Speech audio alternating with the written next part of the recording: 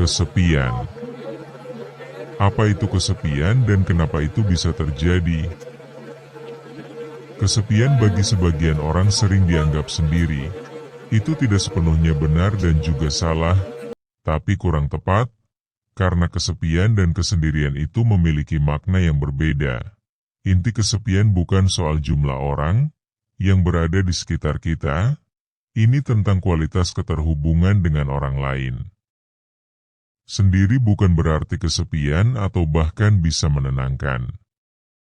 Tapi kesepian itu perasaan kosong, terputus, seolah tidak ada orang yang benar-benar mengerti atau dekat dengan kita.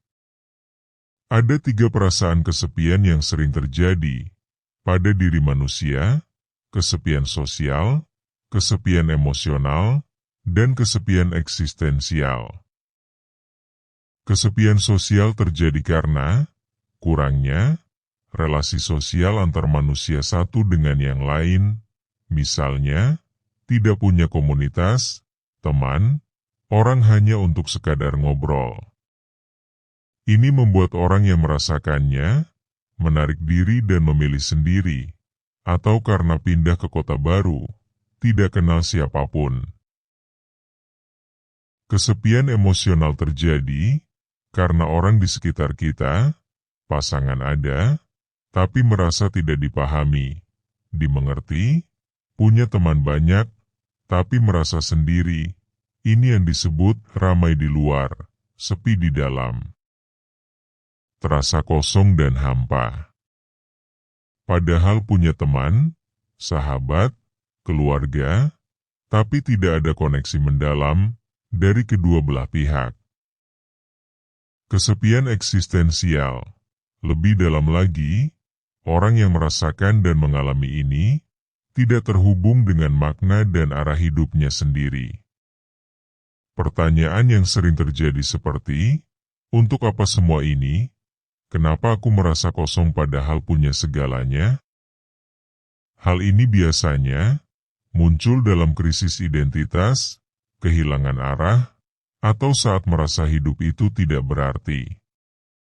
Dampak dari kesepian itu bisa mempengaruhi beberapa aspek psikologis, fisiologis, dan perilaku, seperti rasa hampa, cemas, depresi, kehilangan motivasi, hormon stres naik, daya tahan tubuh turun, tidur terganggu. Bisa jadi menarik diri makin jauh, atau justru mencari pelarian ke hal yang tidak sehat, contohnya mengonsumsi obat-obatan, mabukan, clubbing, adiksi, hubungan toksik, dan sebagainya.